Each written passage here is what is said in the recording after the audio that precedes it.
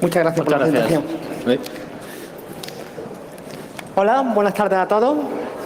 Antes que nada, Hello. First of all, I'd like to thank por contar este año nuevamente conmigo. I'd like to thank Intibe for inviting me this year, and my colleague responsible for the development area. So what are we going to see today? Well, we're going to look at cybercrime detection in daytime and nighttime. This is the internet we know, the two sides of the same coin. On the one hand, we have the surface web, what we all use,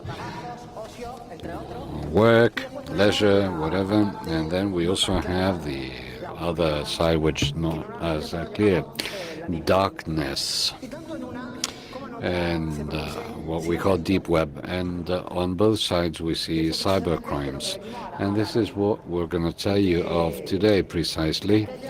Those activities, those criminal activities that happen on these two sides of the coin, and how in Cyber we investigate this crime, and how we devote tools in order to fight these criminal activities.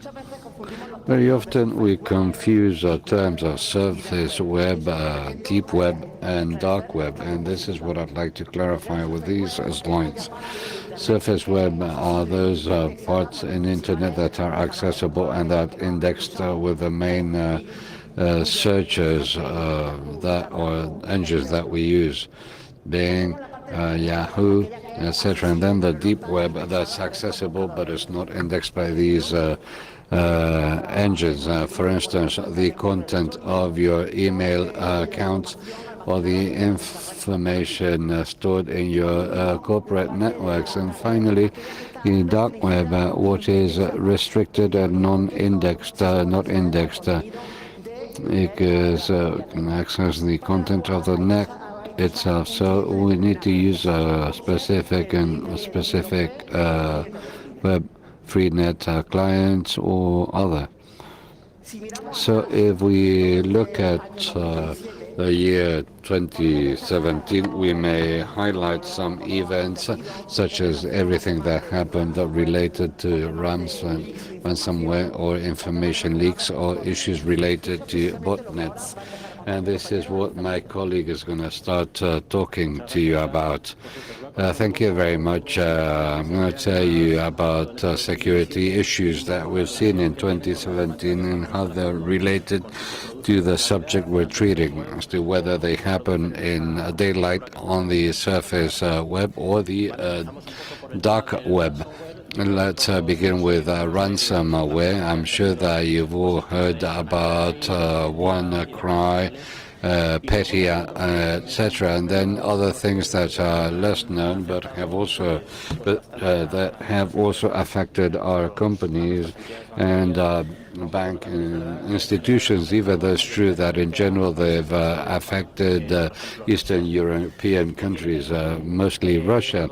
What do these ransomware or this ransomware share? Well, the people that are managing this cybercrime trying to hide behind anonymous networks like Tor.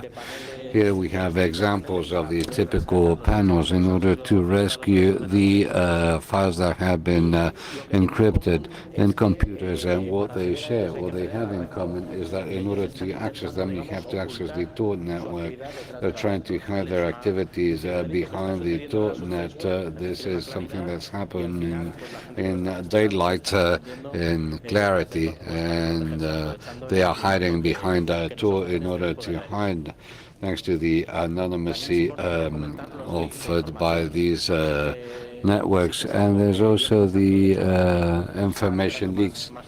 Every year more and more information is being released from different sources. We have statistics here how since 2013 over 9 billion files have been leaked or released from information systems, or they've been compromised.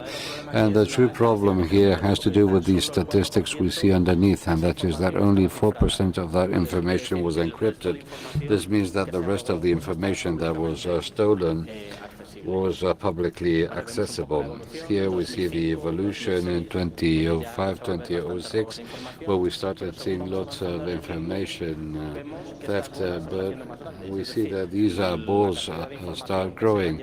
The amount of information that cyber criminals are taking from companies is increasing 2009, 2012, until we reach the explosion in the last 3 years, where there's such an amount of registers that they don't even fit in net. So much crime that we see, but they've also got a component of a deep web, a lot of information from bank accounts and credit cards. All this information is sold in the deep web through networks such as Tor, that I'm sure you all know of. And something that we've seen this year is the botnets. You may say, well, this is no new malicious activity, because we've known about botnets for many years now. What do these things share? Things like Mirai, Reaper, so they try to exploit the IoT, Internet of Things. Right now we see an exponential increase of internet, of devices connected to the internet, and in the end they are being compromised by these botnets. And as you know, in the case of Mirai, last year, for instance, many companies, Google, etc., were affected, and they can be used for any attack, from spam campaigns, malware distribution, but also in order to attack many different organizations. The DDoS attacks, see them in the surface web, but these cyber crimes put in the deep web. If we want a DDoS attack, all we need to do is to go into one of those well-known Tor services, and with a small price you can buy these things. What sort of cybercrime appear in daylight, so to speak, in the surface net? I'm going to tell you about an investigation that happened in the summer 2017, because this is something that appeared in the light. This affected .s domains, that is Spanish domains. The idea was to reach out to the maximum number of users, and I'm going to tell you about this investigation and what it was about. The origin. Well, first of all, it tells you about a fraudulent .es domain that was impersonating a famous Spanish brand. This was in the internet, in the Zenka platform, and what it does is to set up a virtual store. And the crime itself, theft of credit cards. While we were doing this research, this investigation, we asked ourselves, are there more .s domains that are carrying out the same type of activity? And that's when we started carrying out a parallel investigation. Okay? So out of the .es domains so far, out of all of them, 11,000, we started looking for deployed Zencards. So we obtained 11,000 domains with Zencard, and we started pulling from that and started comparing it with the initial domain in the research.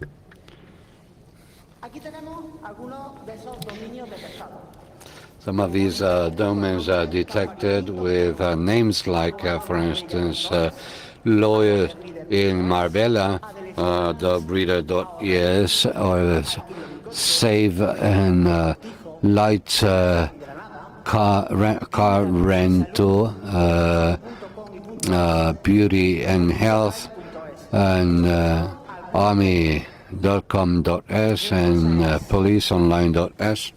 These are just some of them. So the thing was, what did all these domains share? What did they all have in common? Let's see. For instance, Arlo in Marbella sells some very wonderful shoes with incredible discount, 75%, 80% discount. And if we move to the next one, to Adobe Reader, that we all relate to a different sort of thing, you can see some very nice shoes also at very low prices. And ADSL, free ADSL, what do? They sell sunglasses, sunshades, Christmas time, etc. So here things are starting to become suspicious. And for instance, save in electricity, women's clothes with good sales, car rental, shoes too. Restaurante El Cortijo restaurant, snow equipment, skis, bags, etc.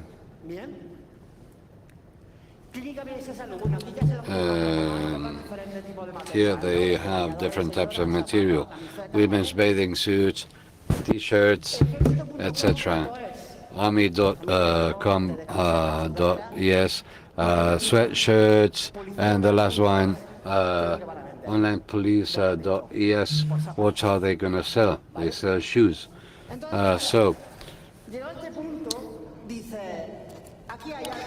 But here it says there's something that doesn't fit here, and we start then investigating. And the first thing we say is, who can investigate this in Spain? So from anywhere in the world you can request domains as long as there's links in Spain. For instance, legal persons in Spain, or individuals, or legal or persons or individuals who are related culturally speaking or socially speaking or economically with Spain. I didn't know much about this, so I wanted to look into this, and I wanted to answer the following questions. What are the legal requirements in order to open up an online store in Spain? So here we came up with a smaller group, and following the first meet the law, where you have to give information such as the name, the number of the registry where the business is included, or data protection. El fichero de la Agencia Española de Protección de Datos y notificar al usuario de qué, dónde y cómo se. It is to notify the user of where these data are going to be stored, and other things like the famous cookies policy and secure payment, legal things. So first of all, we started doing this manually, and then we did it in an automated way, in an automatic way. So let's analyze these domains and see if they meet these legal requirements. Name of the company, registry, where it is, and cookies policy. That was missing also, and privacy policy was either non-existent or in English, or the wording was strange. LOPD, nothing regarding where the information taken from users was stored. Legal things, nothing. And then payments procedure, credit cards, and nothing about secure payment. But there was more to it. These sites affect more brands, not only Spanish ones, but foreign ones, many of which I'm sure you know of. Many of these domains were registered by 5 persons who are authorized to register companies in Spain, and all of these companies said they had been registered by these 5 people. ASN, Istanbul, EC. The whole point to these ASNs, AGI hosting, and also the ports, 21, 25, 80, 110, 3,306. And we also realized that domains, there was subscriptions and others signing out, always in different IP addresses, taking into account the cost this entails. Some of these sites have presented RSS services, and with this we were suspecting that there was a fraud.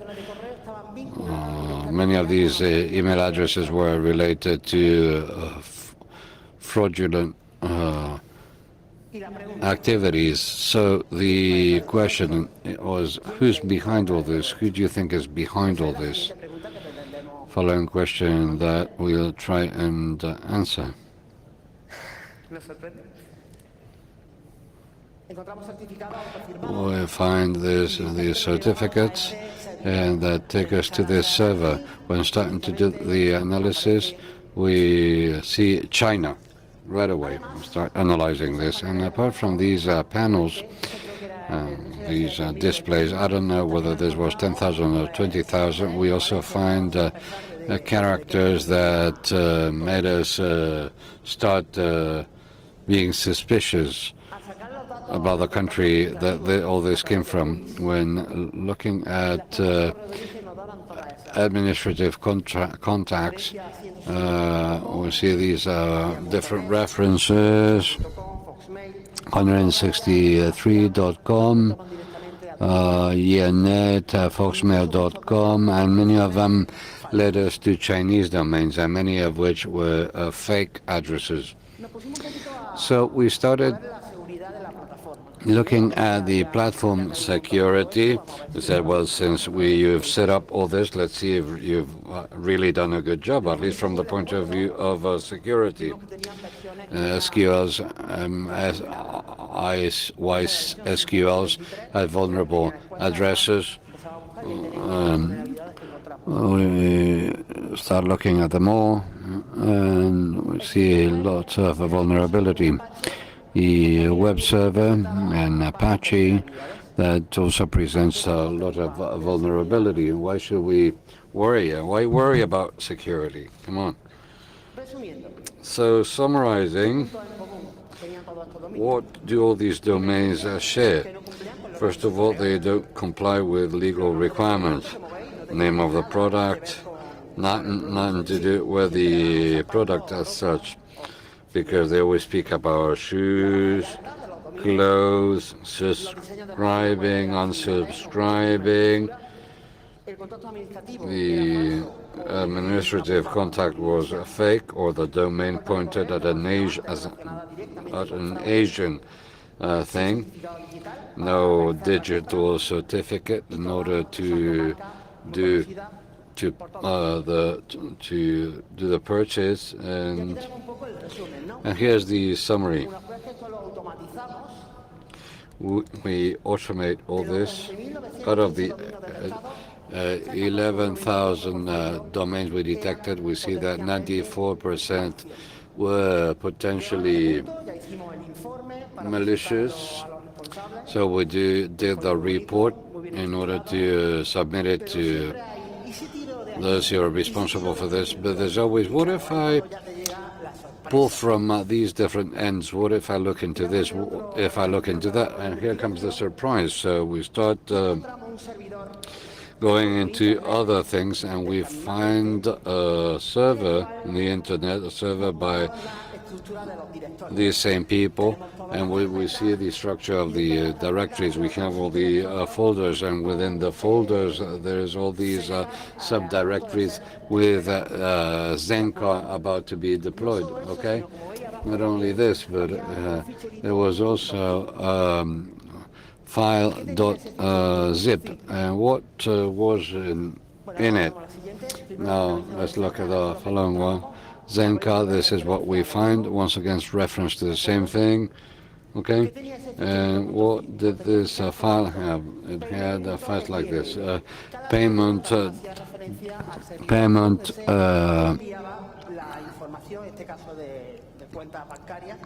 dot XML.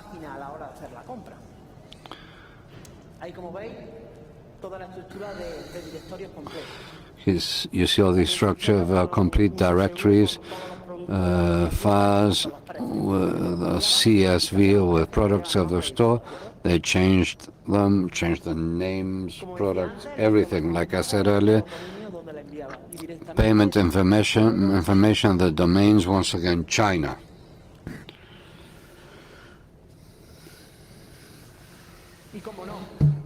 And of course, where the server and the database server, the Zenka version they had deployed was also vulnerable.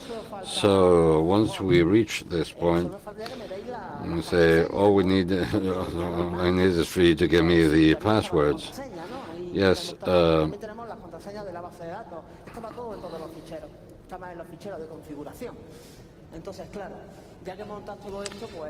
You set this up, well, do it well.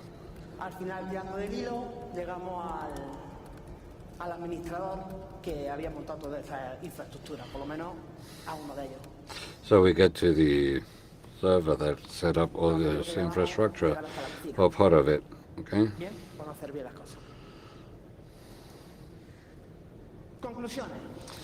Conclusions. Finally, we got over 11,000 domains that commit fraud.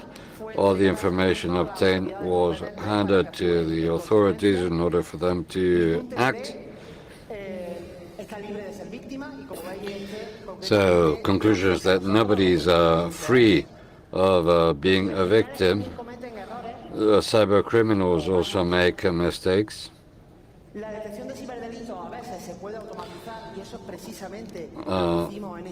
This is something, this detection is something that can be automated, and this is what we did. And this not only happens in the dark areas, but also on the surface, more often than we suspected. Now, let's move on to crimes in the dark. Now let's move to the hidden network, where we need a given client in order to be able to have access.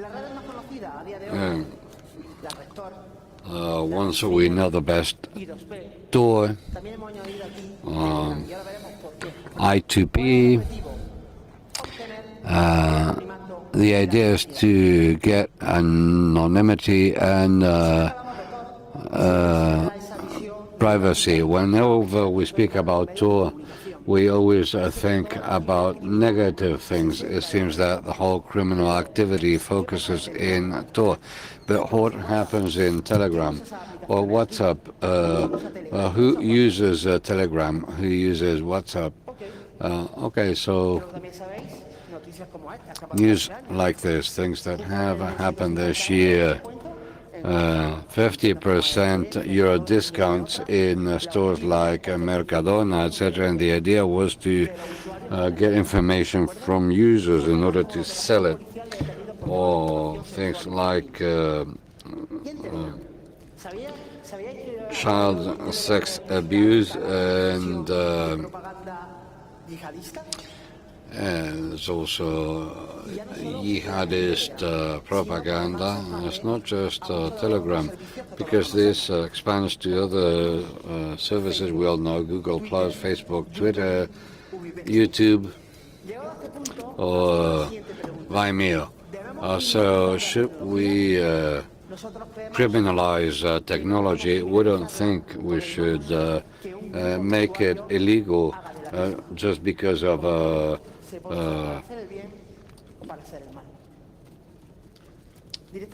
an improper use made of technology. Now let me move on to Tor and hand the floor over to my colleague Luis. Now, after the nice story that Fran told us about a surface investigation, I'm going to tell you about stories in the dark web. So what are we speaking of? According to the statistics, we see that there are around 55 oil and gas services that have been active, and that is the figure that we work with officially speaking. And what lies behind these active domains? Well, based on the analysis, we carried out over more than 200,000 Tor domains. We reached the conclusion that almost 75% of those services hide web services, just like the ones that we can find on the superficial web. The next we found were SSH open services, and then a residual share of them, which had to do with instantaneous texting messages, email, file sharing services, etc. So this is what Tor is currently using. So within those 75% of services that are using Tor, here we can see several examples of fora that are pretty famous. For example, Elysium was created in 2016. It lasted less than a year because German agents managed to close it because its main subject was, unfortunately, sexual child abuse. Then there were famous markets such as Silk Road or Silk Road Abroad that were closed by several international police forces. The Spanish police forces have collaborated. The themes, the subjects are very varied. For example, in this one we have all sorts of drugs, but there are many other illegal activities in Tor. I don't want to demonize the technology, as Frank was saying, but the truth is that in Tor we found all these sorts of criminal acts, sexual child abuse, jihadist propaganda, sale of weapons, sale of drugs, and all sorts of things. People are using the properties of Tor that provides anonymity in order to do this kind of thing. These are some examples. There are many more, and many services are only content indexes. Since there are no Google-style search engines, they have content indexes.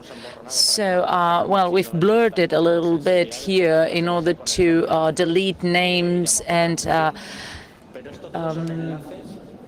prevent sensitivities, but the main subject in these fora are sex child abuse. Another common thing in Tor is the exchange of contents. We have these examples, these Satoshi boxes, that meet the supply and the demand. People want to sell, for example, child pornography, pictures that may be of interest for some people, so they upload it to this platform. They set a price in bitcoins, and if people are interested, they just download it and pay in bitcoins. And this is what is currently going on. Now, in relation to what I was saying in the beginning, there are many ransomware panels.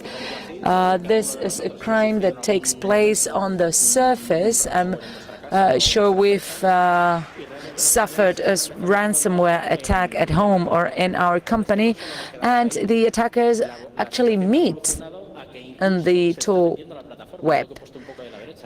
In some cases, even the website is for sale. Ransomware is becoming a service. It is now very easy so that you can create your own ransomware panel, and you can get information encrypted. It's really simple. On the right, you have an example, and it's really scary to see how simple it is.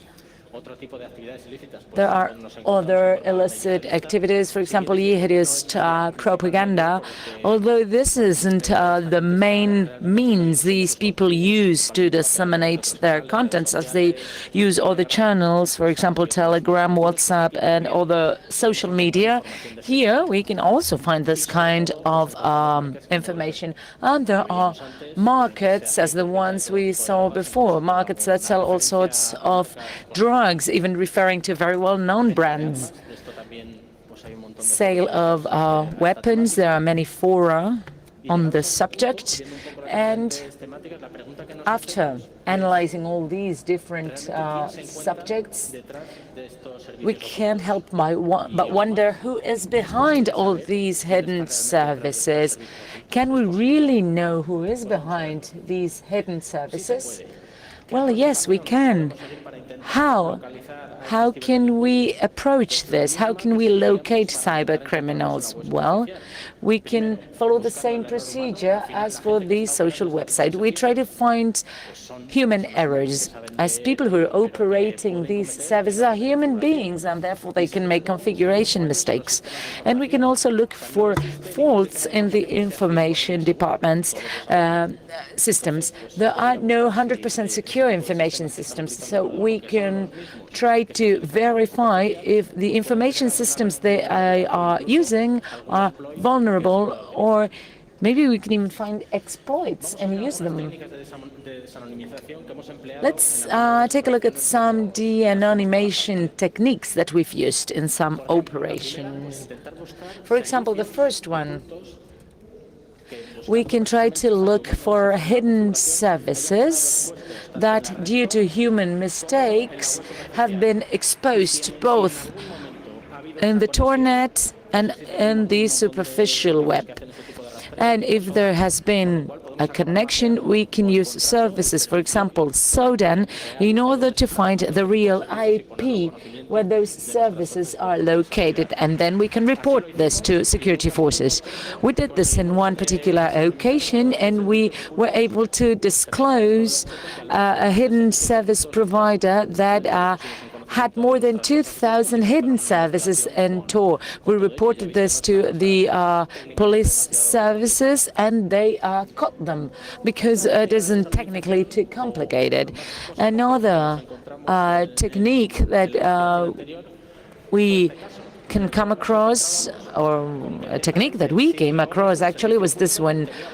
In this case, the Onion service had published its own private key. Every Onion service has a private key in order to operate in Tor, and they had published it in the service. So once we found it, we were able to take over the service and gain control over it. We can replace the original service. This is something that can be easily done and easily automatized. Then there is another technique, which is about finding information in the metadata. In pictures, we can find many metadata that refer to the owner and sometimes a geolocation information. So we decided to do the same in the Tor network. So analyzing all these markets and the million images that there are inside of them, 126,000, we found 229 of them that contained information in their metadata that could be useful for police forces. It's a small amount, but it is a first hint in order to help people operating this kind of services. Now, going beyond the human error, we can look for faults in the information systems used for these services. Here, we realize that they use the same things as in the Surface: Drupal, Joomla, WordPress, PHP, BB3, software to set up shops such as WooCommerce or ThankCard. So this is software that is very well known, sometimes free software that is community audited, and vulnerabilities come up to light from time to time. There are also information leaks. Here we can see that Freedom Hosting, the largest server in the dark web, was attacked by Anonymous. And this way they found out that they had more than 10,000 domains in Tor. So this hit Tor very hard. The main subject of all those 10,000 domains, 50% of them, more or less, were devoted to child sex abuse. So thanks to that, more than 800 databases were published with usernames, messages from public and private fora, emails, and hashes from user passwords, hashes that can be cracked. So we analyzed all the information, and what was relevant was reported to our police forces. A few more operations that took place throughout this year had to do with Alpha Bay, Hansa, closing this child pornography forum in Germany. So there is a lot going on in Tor. So what are the conclusions that we draw from these analyses? Well, the hidden web isn't as dark as it looks. We realize that those behind it are normal human beings. They make mistakes, and we can be attentive trying to disclose them. They use the same systems as in the Surface, and the systems may have vulnerabilities. So our goal is to look for them in order to disclose them. And then the last conclusion is that the detection of cybercrime may sometimes be automatized. And here is where we take part. So now what? After all these cases, with all this investigation, how can we help our police forces to arrest people behind these services? Do we increase our resources? Well, we have great police forces in Spain, but they don't have endless resources in order to investigate this kind of thing 100% of the time. So what can we do? Automatize. This is something we are very good at NCIBE. All of these techniques that we've talked about on the deep web and on the surface are potentially automatizable. Since we develop cybersecurity tools, we decided to take all the knowledge that we get from police forces and that we get from our own investigations, and we turn them into tools that make their work easier. So we've developed, for example, this tool that you can see on the screen, a tool that crawls all the services in the Tor web in order to obtain relevant information. Here there are some tags. This filter, the screen was filtered out with the drug subject. So here we have them ordered and categorized so that we can act on these behaviors. Everything is automatic, all the faces. Sometimes at Cyber, we know how to build this software. Most of us are engineers, but at some point we don't have enough knowledge in order to do it. In this case, we hire specialized research teams that analyze the texts and Tor services, the images, and all the patterns that can be used in order to obtain valuable information. So these teams help us categorize and prioritize. That's why the investigation component is so important at INCIBI. We categorize all sorts of services that are running inside the .onion, inside the hidden services, and we show it in a screen, on a screen such as the one you are now watching. Here we can see whether it is a web service, if it has SSH ports, if there is a file exchange service, if there is an email service behind, a messaging service behind. All the information that we used to obtain manually can be easily automatized and prepared in tools for agents to use. This is the labeling part that I was telling you about before. Here we have almost one category for each type of cybercrime. With the algorithms we got from the research teams, we managed to automatize them all. And now all the areas of action of the police forces can be categorized, as you can watch on your screen. These are some of the labels we have, if we've been able to disclose the service or not. With the techniques that we've mentioned, we can label a service if we are able to find out the IP or the person who is behind the service. If it is in Spain, we also label it. We label it also if it's in cyber related and if it is vulnerable also. We perform a light search of the vulnerabilities that these sites may have. So, vulnerability detection and disclosure. All these techniques have been automatized to be used in this tool. For example, obtaining internet domains. This is what I was referring to before. We try to find services that have one leg in the superficial leg and another one in the Tor web or net. Since we are crawling the Tor net, we try to obtain any additional valuable information that might be useful. For example, we have this piece of news saying 11 people arrested in Spain for distributing child pornography through WhatsApp. So this happened because we found a link in Tor to WhatsApp. So we followed those links to WhatsApp. It can be WhatsApp or Telegram.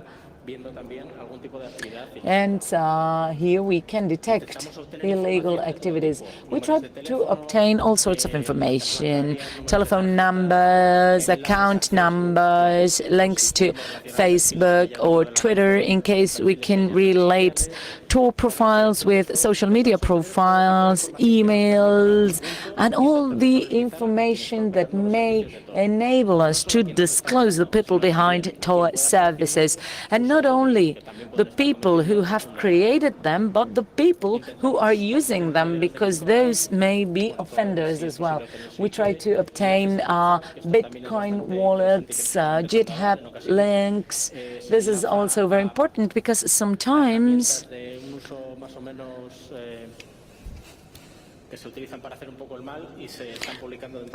evil tools which are used in Tor are being monitored in order to find these tools and the links to Telegram and WhatsApp. What is the goal? The goal we are after is this, to manage to take down as many child pornography services as possible, or to seize firearms, or to perform operations disclosing people behind money laundering operations and things like that. This would be our goal. And how do we do that?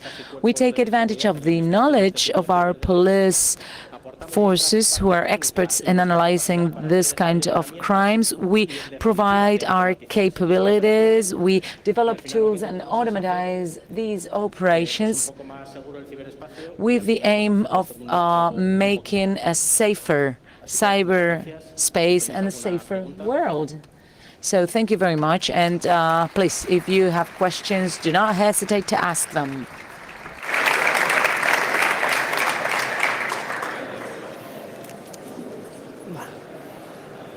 Okay. Bueno, chicos, pues muchísimas gracias. ¿Ay? Thank you so much, guys. There is one question. I have one doubt. Once you know there is a service in Tor and you've been able to violate it, what evidence do you need in order to prosecute somebody? Okay, you disclose that person if you are able to get their IP address. But is that enough to prosecute that person? Is that enough to put them behind bars? Or do you need more information?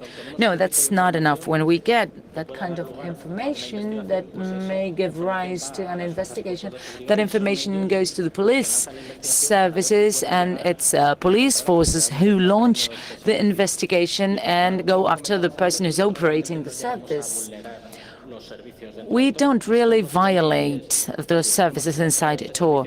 What we do is report. We report there is this service in Tor. We've detected that they use this software, and we've detected that they may have vulnerabilities or exploits, but we don't vulnerate or violate those services as we aren't allowed to do it. But we do report police forces so that they take any measures they consider fit. But do you need what kind of information is needed in order to put these people behind bars? I know that this is something that police forces have to do, not you. Well, imagine we find a nick in a child abuse forum, and we are able to link it to a nick on Facebook or Twitter. If there is strong evidence and a strong relationship that they can dig in, well, they cannot investigate the dark web, but they can go to Facebook or Twitter in order to find out more about that profile. And if they find that this could potentially be the same person, that can be useful in order to arrest that person. We try to give them all the valuable information that we believe may be valid to launch investigation. I don't know if I answered your questions. Yes, thank you very much. Any further questions?